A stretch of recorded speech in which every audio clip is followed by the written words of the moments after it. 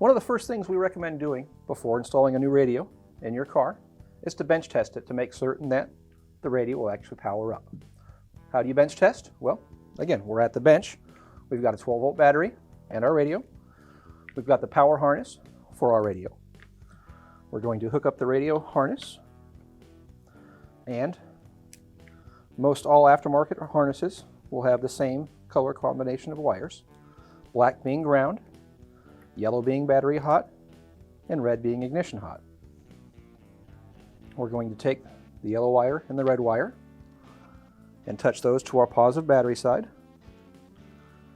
And then we're going to take our negative side, hook that up to the negative side of the battery, and like so, we can power up our radio to make sure that the radio comes on.